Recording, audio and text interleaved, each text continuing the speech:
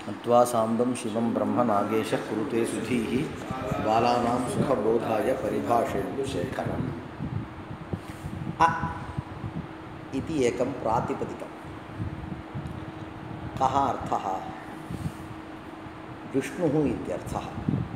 अ एवमस्ति किम्? अन्यत् पश्य, दशरथः इति एकः। तत्र दशरथ इति प्रातिपदिकं विद्यते। दशरथ इति तत्र बहवः वर्णाः सन्ति। दकारः, अकारः, शकारः, अकारः, रेफः, अकारः, थकारः, अकारः इति 8 वर्णाः सन्ति। अयम् आदिः, अयं मध्यः, मध्यमः, अयम् अन्त्यः इति एकः व्यवहारः अस्ति किल लोके। सः कदा भवति इत्युक्ते यदा बहवः भवेयुः तदानीमेव अयं व्यवहारः भवति, सम्भवति। पश्य, दशरथ इत्यत्र दकारः आदिः वक्तुं शक्यते वा? शक्यते। यतः दकारः विद्यते तदनन्तरं बहवः वर्णाः सन्ति। दशरथ इत्यत्र अन्त्यः अकारः वक्तुं शक्यते वा? शक्यते। एवञ्च आदिः इत्यस्य किं लक्षणम् इत्युक्ते यस्मात् पूर्वः कोऽपि नास्ति, परः कोऽपि अस्ति, सः आदिः। अन्त्यः नाम कः? यस्मात् पूर्वः कोऽपि अस्ति, परः कोऽपि नास्ति, सः अवगतं वा? इदम् आदेः लक्षणम्, अन्त्यस्य च लक्षणमस्ति। आद्यस्य अथवा आदेः अन्त्यस्य लक्षणमस्ति। अवगतम्? इदानीम् एकं सूत्रं विद्यते। अस्मात् दशरथस्य अपत्यं पुमान्, दशरथस्य अपत्यं पुमान् इति व्यस्तप्रयोगः अस्ति। तदानीं प्रत्ययः कश्चन भवति। कः इत्युक्ते अत इन् किं सूत्रं? सूत्रस्य पश्य, अतः इति तत्र पञ्चमी एकवचनं, पञ्चमी एकवचनम्। अत् इति निर्देशः। अत् इति अत् इति तकारः तपरस्तत्कालस्य। एवञ्च अतः इत्यस्य ह्रस्व अकारात् इत्यर्थः। कः? ह्रस्व अकारात्। अवगतं? तत्र प्रातिपदिकात् इति अनुवर्तते। अत्र विद्यते किल?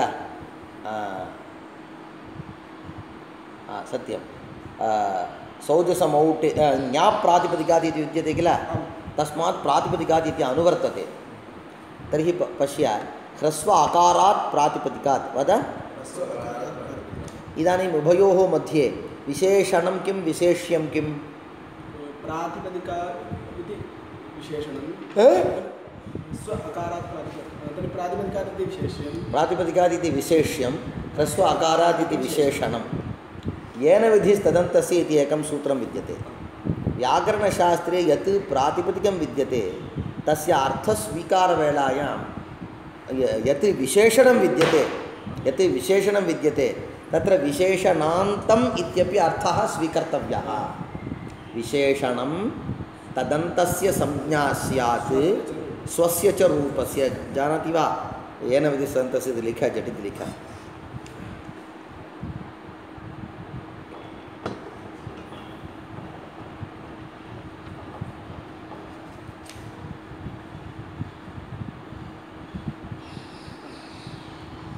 विशेषणं तदन्तस्य संज्ञा स्यात् स्वस्य च रूपस्य इति।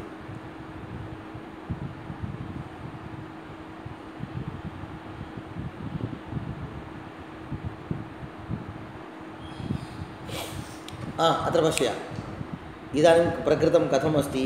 ह्रस्व अकारात् प्रातिपदिकात्। ह्रस्व अकारात् इति विशेषणम्। एवञ्च तस्य अन्यः कः अर्थः स्वीकर्तव्यः? ह्रस्व अकारान्तात्। एवञ्च सूत्रस्य द्वौ अर्थौ ह्रस्व अकारात् प्रातिपदिकादपि प्रत्ययः भवति, ह्रस्व अकारान्तात् प्रातिपदिकादपि प्रत्ययः भवति। अवगतम्? तत्र केचन किं कुर्वन्ति? ह्रस्व अकारान्तात् इति एकः एव अर्थः इति स्वीकुर्वन्ति। ह्रस्व अवगच्छसि वा? विशेषणं तदन्तस्य संज्ञा स्यात् इति अयमेव अर्थः। स्वस्य च रूपस्य इति अर्थं नाङ्गीकुर्वन्ति।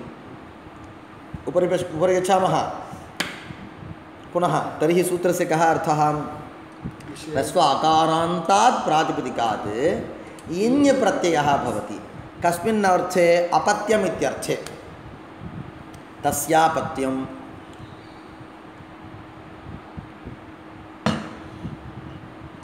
इदानीं दशरथ प्रातिपदिकं वा न वा ह्रस्व अकारान्तम् अस्ति वा न वा ह्रस्व अकारान्तम् अस्ति तर्हि ह्रस्व अकारान्तम् अन्तम् इत्युक्ते दशरथ तकारोत्तरकारः अन्त्यः कथम् अन्त्यत्वं सिद्ध्यति पूर्वत्र केचन वर्णाः भवेयुः सन्ति तत्र अतः क्लेशः नास्ति चिन्ता मास्तु अतः इन् प्रत्ययः दशरथ इन् अयं तद्धितप्रत्ययः ञकारस्य हलन्त्यम् उत्संज्ञा लोपः इ अयम् इ तावत् ञित् कथमस्ति ञित् पश्य अयं तद्धितः ञित् तर्हि तद्धितेषु अचाम् आदेः अस्ति वा तद्धितेषु अचाम् आदेः तत्र अचो ञिणिति इति सूत्रात् ञिणिति इति अनुवर्तते एवञ्च ञिणिति तद्धितेषु अचाम् आदेः वृद्धिः अपि अनुवर्तते अयमर्थः परत्र यदि तद्धितप्रत्ययः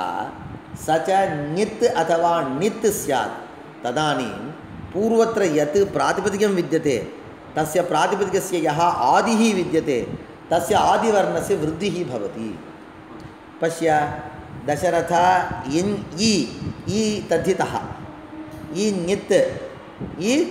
ञित् इन्येव किल प्रत्ययः अतः दशरथ इत्यत्र दकारोत्तरकारस्य वृद्धिः वृद्धौ कृतायां दाशरथ किं भवति दाशरथ इति भवति इदानीं तत्सूत्रं यस्येति च इति तत्सूत्रम् आगच्छति तद्धितप्रत्ययः यदा परत्र भवति तदानीं यस्य इत्यस्य इकारस्य अकारस्य च लोपः भवति दाशरथ थकारोत्तरकारस्य लोपः लोपे कृते दाशरथ इ दाशरथी दशरथस्य अपत्यं पुमान् दाशरथिः दाशरथी दाशरथयः इत्येवं रूपं भवति अवगतं वा क्लेशः नास्ति किल एवमेव अस्य अपत्यम् इहि इति रूपम् अस्य अपत्यम् इहि इत्युक्ते आह नाम विष्णोः अपत्यं पुमान् तावत् मन्मथः मन्मथस्य इहि इति नाम एतत् कथं भवति इत्युक्ते यथा वा दशरथप्रातिपदिकात् इञ् प्रत्ययः तद्वत् आ इति प्रातिपदिकात् इञ् प्रत्ययः आ इ यस्येति च इति अकारस्य लोपः इ इति अवशिष्यते इदानीं दाशरथिः इत्यस्य स्थाने इहि इति अवशिष्टं दाशरथि इत्यस्य दशरथ अपत्यम् इति इ इत्यस्य अस्य अपत्यमिति अस्य इत्युक्ते महाविष्णोः अस्य इति किम् इदं शब्दस्य न रूपम् अस्य नाम अह औ आह अम् औ आन् एन आभ्याम् ऐः इत्येवं वक्तव्यम् अवगतम् अस्य अपत्यम् इहि इति रूपं सिद्ध्यति इदं च रूपम् अस्माकम् इष्टं लोके तावत् विद्यमानं रूपमेतत्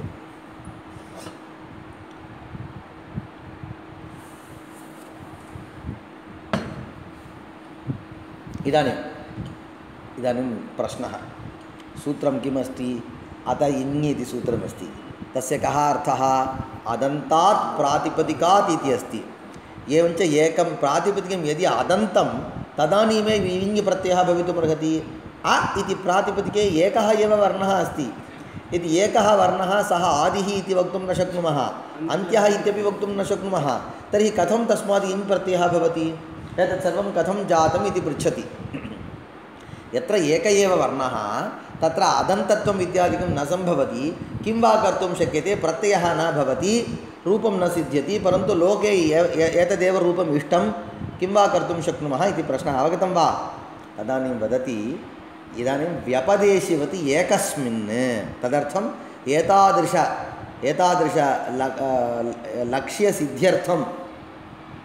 लक्ष्यसिद्ध्यर्थं लक्ष्यं साधयितुम् इयं परिभाषा आगता व्यपदेशिवत् एकस्मिन् अयं परिभाषायाः इदमस्ति तात्पर्यम् एकस्मिन् वयं वदामः सः एकः एव कार्यं करोति इत्युक्ते तात्पर्यं किं साहाय्यं विना कार्यं करोति इत्यर्थः असहायः असहायसन् कार्यं करोति एवञ्च एकस्मिन् इति शब्दस्य असहायस्थले इत्यर्थः सहायकः कोऽपि नास्ति सहायः कोऽपि नास्ति तादृशस्थले कस्य अर्थः एकस्मिन् व्यपदेशिवत् व्यपदेशिवत् भावः भवति व्यपदेशिवत् अस्माभिः चिन्तनीयं कः अर्थः न ज्ञायते व्यपदेशिना तुल्यं व्यपदेशिवत् व्यपदेशिवत् इति विद्यते किल तत्र व्यपदेशि इति विद्यते व्यपदेशः अस्य अस्ति इति व्यपदेशी किं वक्तव्यं व्यपदेशः अस्य अस्ति इति व्यपदेशी वत् इति विद्यते किल ओय् तेन तुल्यं क्रिया चेत् वतिः किं सूत्रं तेन तुल्यं क्रिया चेत् वतिः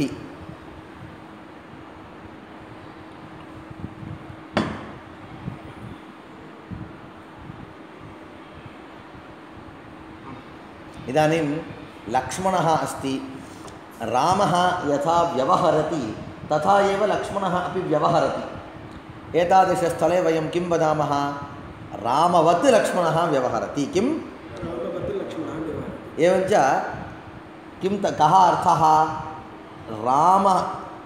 रामेण तुल्या अस्ति लक्ष्मणस्य क्रिया तेन तुल्यं क्रिया चेद्वतिः येन यस्य क्रिया तुल्या विद्यते येन यस्य रामेण सह लक्ष्मणस्य क्रिया तुल्या विद्यते इति कारणात् रामशब्दात् वति प्रत्ययः भवति अवगतं तेन तुल्यं क्रिया चेद्वतिः तद्वत् प्रकृते व्यपदेशिना तुल्यं व्यपदेशिवत् व्यपदेशी नाम कः व्यपदेशः अस्य अस्ति इति व्यपदेशी लिख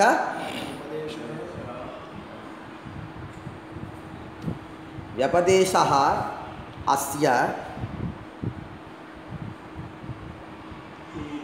अस्ति इति व्यपदेशी अवगतं गुणः अस्य अस्ति इति गुणी इति वदामः किल अत ईनिठनौ इति सः इनि प्रत्ययः व्यपदेशः अस्य अस्ति इति व्यपदेशी व्यपदेशः नाम कः तद्वक्तव्यम् अपदेशः इत्युक्ते नाम रामानुजः इति अस्य अपदेशः गौरवः इति अस्य अपदेशः नाम नाम संज्ञा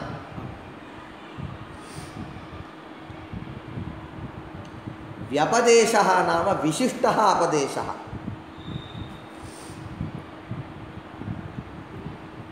वस्तु रामानुजः इति अस्य अपदेशः नवनीताग्रजः इति अस्य व्यपदेशः यद्यपि अयं रामस्य अनुजः तथापि अयं नवनीतस्य अग्रजः अत्र रामानुजः इति अपदेशः नवनीताग्रजः इति व्यपदेशः नाम विशिष्टं नाम पश्य सामान्यं नाम इत्युक्ते यथा कथञ्चित् भवितुम् अर्हति यथा विशिष्टं नाम इत्युक्ते तत्र कारणं स्यात् यावत्पर्यन्तं तव कश्चन अनुजः नास्ति तावत्पर्यन्तम् अग्रजः इति नाम आगच्छति वा एवञ्च नवनीताग्रजः इति व्यपदेशः इदं तात्पर्यमस्ति व्यपदेश कस्यचित् व्यपदेशार्थं निमित्तं किञ्चित् स्यात् निमित्तं विना कोऽपि व्यपदेशी न भवति उदाहरणं पश्य दशरथः इत्यत्र दकारः विद्यते वा आम् इति वद शकारः विद्यते वा दकारस्य आदिः इति नाम यदि स्यात् तर्हि तदर्थं निमित्तं स्याद्वा न वा एवञ्च दकारस्य आद्यः इति व्यपदेशः वा सामान्य अपदेशः वा व्यपदेशः दकारस्य आदिः इति यदि संज्ञा स्यात् तर्हि परत्र कश्चन स्यात् एवञ्च अयम् आदिः अयम् अन्त्यः इति एते सर्वेपि व्यपदेशाः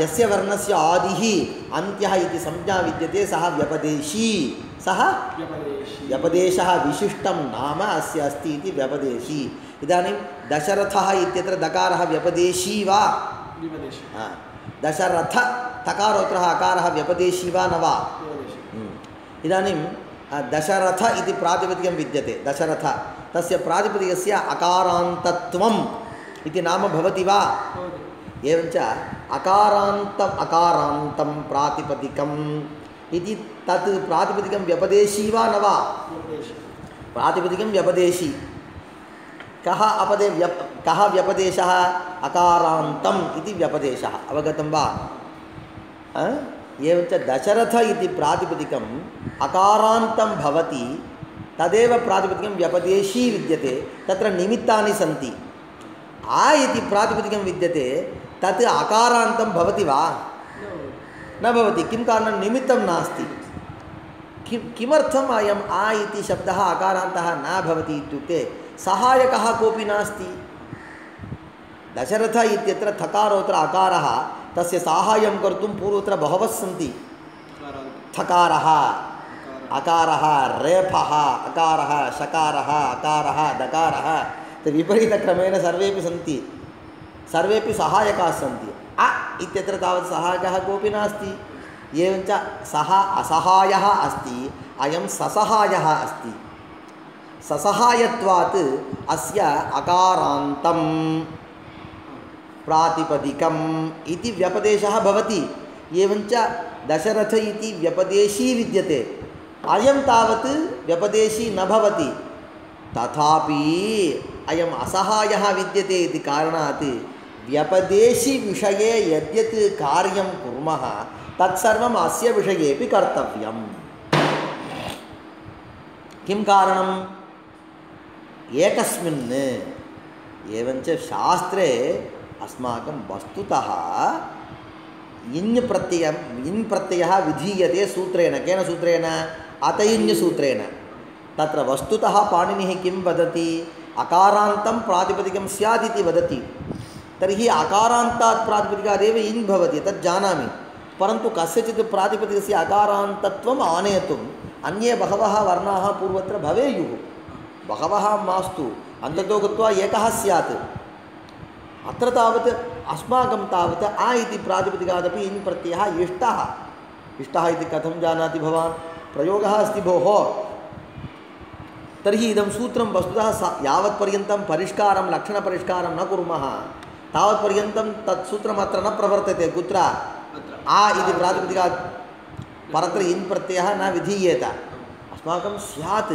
तदर्थं किञ्चित् लोकन्यायं स्वीकुर्मः असहायस्थले व्यपदेशिनः विषये यत्कार्यं भवति तत्कार्यम् असहायविषये अपि भवतु नाम चिन्ता मास्तु एवञ्च व्यपदेशिना दशरथ इत्यादि प्रातिपदिकेन तुल्यम् अस्ति किम् आ इति प्रातिपदिकमिति कारणात् तत् व्यपदेशिवत् भवति व्यपदेशिवत् तत्र कार्यं भवति एवञ्च आ इति प्रातिपदिकादपि इन् प्रत्ययः भवति तेन आ इन् इति भवति तदनन्तरं वृद्धिः इत्यादिकं न भवति यतः यस्येति च इति सूत्रेण लोपः भविष्यति इति कारणात् किमपि न भवति अकारस्य लोपः भवति तर्हि इ इति अवशिष्यते अस्य दशरथस्य अपत्यं पुमान् दाशरथिः अस्य अपत्यं पुमान् इः इति रूपं सिद्ध्यति उपरि ननु एवम् अस्य अपत्यम् इः इत्यादौ अदन्तप्रातिपदिकाभावात् इन् न स्यात् आ इति अदन्तप्रातिपदिकं नास्ति अतः इन् न स्यात् अत आह इत्युक्ते तत् सिद्ध्यर्थम् आह वदति व्यपदेशिवत् एकस्मिन् असहायस्थलेपि एकस्मिन् व्यपदेशिनी यथा कार्यं तथा ददाति निमित्तसद्भावात् विशिष्टः अपदेशः मुख्यः व्यवहारः यस्य अस्ति सः व्यपदेशी व्यपदेशी नाम कः व्यपदेशः अस्य अस्ति इति व्यपदेशी कथं वा सः तस्य व्यपदेशः भवति इत्युक्ते निमित्तसद्भावात् निमित्तमस्ति यदि रामानुजस्य अग्रजः इति नाम स्यात् तर्हि तदर्थं निमित्तं किं नवनीतः एव निमित्तं नवनीतरूपनिमित्त अभावे अयम् अग्रजः न भवितुमर्हति एवञ्च निमित्तसद्भावात् निमित्तसद्भावात् विशिष्टः अपदेशः निमित्तसद्भावादेव दशरथ इत्यत्र अकारः अन्त्यः इति विशिष्टम् अपदेशं लभते निमित्तसद्भावात् विशिष्टः अपदेशः व्यपदेशः मुख्यः व्यवहारः यस्य अस्ति सः व्यपदेशः व्यपदेशी यस्तु व्यपदेशहेत्वभावात् अविद्यमान व्यपदेशः असहायः कः यस्तु व्यपदेशनिमित्त अभावात् अस्य अपत्यम् इहि इत्यत्र अ इति प्रातिपदिकं तत्र तावत् निमित्तं नास्ति निमित्त अभावात् अविद्यमानव्यपदेशः व्यपदेशः तस्य न भवति अविद्यमानव्यपदेशः सः अविद्यमानव्यपदेशः असहायः सः तेन तुल्यं व्यपदेशविषये यत् कार्यं तत्तावत् अस्य कार्ये व्यपदेशतुल्यं तेन तुल्यं वर्तते कार्यं प्रतीति एकस्मिन् असहायेपि तत्कार्यं कर्तव्यम् इत्यर्थः तेन अकारस्य अपि अदन्तत्वात् न क्षतिः अ इत्यपि अदन्तमेव दशरथ अपि अदन्तम् अ इत्यपि अदन्तमेव इत्युक्ते तव अग्रजः अस्ति वा अग्रज अभावेपि अयम् अनुजः अयं कदाचित् भवति अयं वदति एकः एव पुत्रः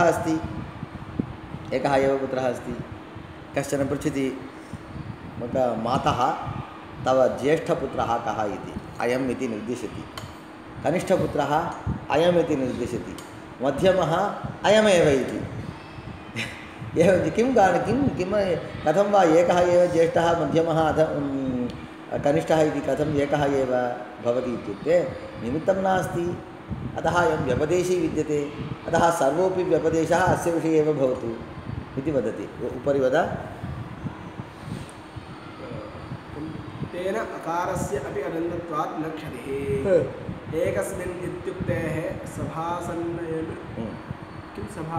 सभासन्नयने आकारस्य नादित्वं न आदित्वं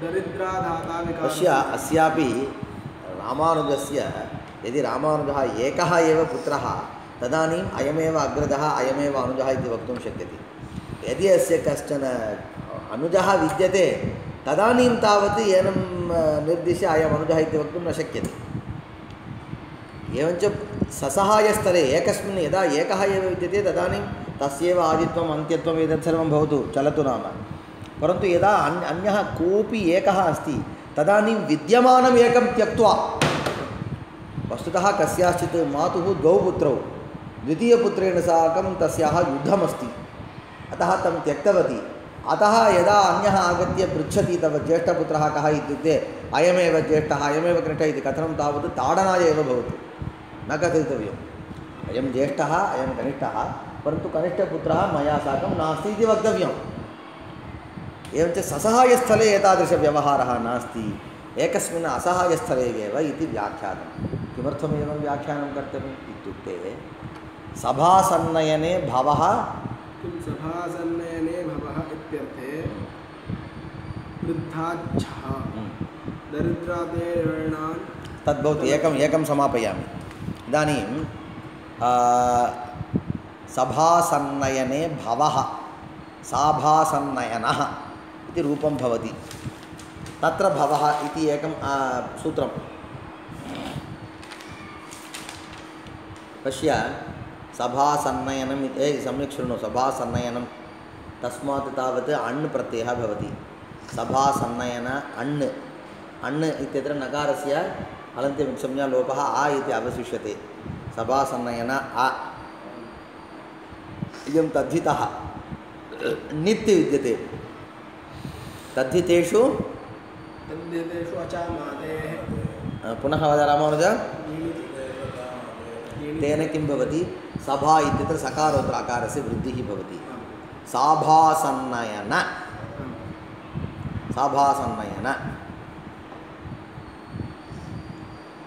साभासन्नयन नकारोत्तरकारस्य यस्य चेत् लोपः साभासन्नयन साभासन्नयनः इति रूपं सिद्ध्यति अवगतं वा एवं सिद्ध्यति अन्यदेकं सूत्रं विद्यते वृद्धाच्छः किं वृद्धाच्छः वृद्धात् छ इति प्रत्ययः भवति कुत्र वक्तव्यं कुत्र किमपि उदाहरणमस्ति वा तत्र किम् उदाहरणं दत्तं विद्यते दरिद्रादेः तन्मास्तु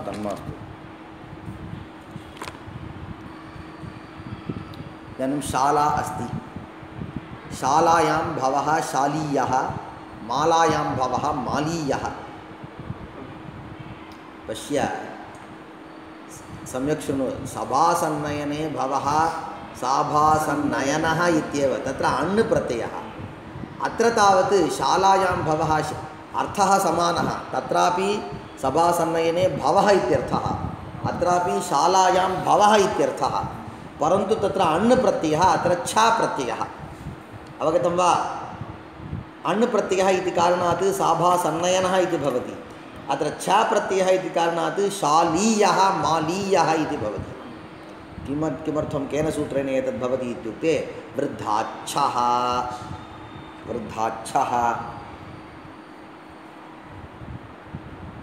अयमर्थः यस्य प्रातिपदिकस्य यस्य वृद्धम् इति संज्ञा अस्ति नाम अस्ति तस्मात् प्रातिपदिकात् भवार्थे छ प्रत्ययः भवति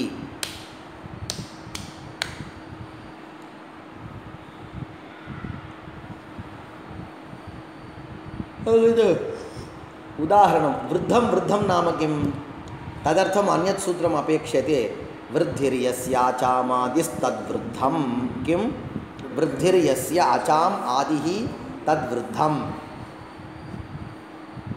अयमर्थः यस्य प्रातिपदिकस्य यस्मिन् प्रातिपदिके विद्यमानानाम् अज्वर्णानां मध्ये आदिः अच् वृद्धिः अस्ति वृद्धिसंज्ञकः अस्ति तस्य प्रातिपदिकस्य वृद्धम् इति नाम उदाहरणं किं शाला यस्य प्रातिपदिकस्य अवयवीभूतानाम् अनेक अज्वर्णानां मध्ये अचां मध्ये आदिः अच् वृद्धिसंज्ञकः अस्ति तस्य प्रातिपदिकस्य वृद्धम् इति नाम उदाहरणं किं शाला एकं प्रातिपदिकं कति अचः सन्ति द्वौ अचौ स्तः शकारोत्तर आकारः लकारोत्तर आकारः द्वयोर्मध्ये आदिः कः शा आ इत्यस्य वृद्धिः इति संज्ञा अस्ति वा न वा अस्ति वृद्धिरादैच एवञ्च शाला इत्यस्य क्या संज्ञा इत्युक्ते वृद्धम् इति संज्ञा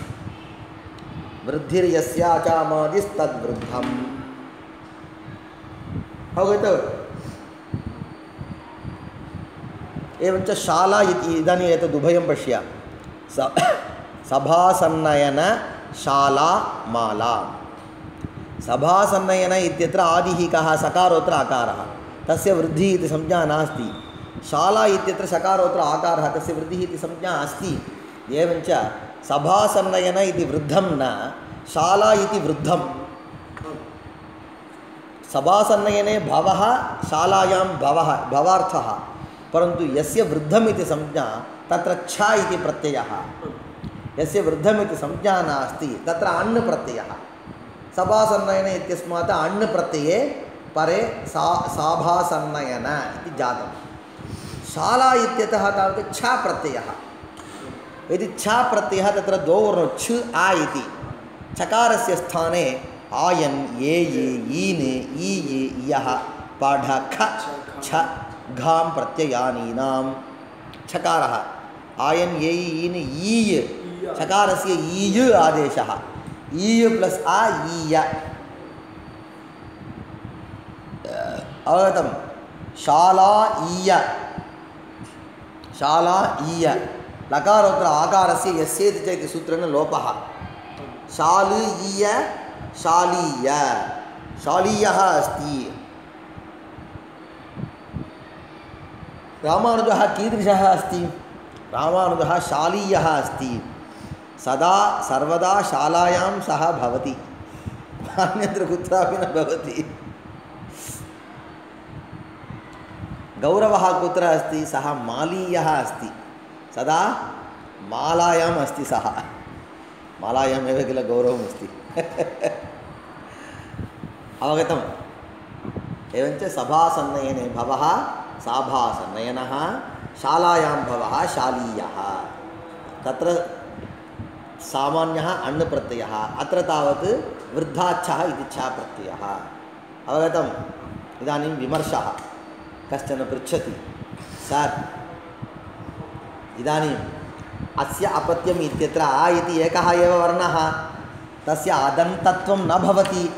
अस्माभिः व्यपदेशिवद्भावेन अदन्तत्वम् आनीतं किल? तद्वत् सभासन्नयन इत्यत्र सकारोत्तर आकारः एव आदिः, सः वृद्धिः वृद्धसंज्ञः नास्ति। भा इत्यत्र भकारोत्तर आकारः विद्यते किल? आकारः वृद्धिसंज्ञकः। वयं किं कुर्मः? सभासन्नयन इत्यत्र आकारः विद्यते किल?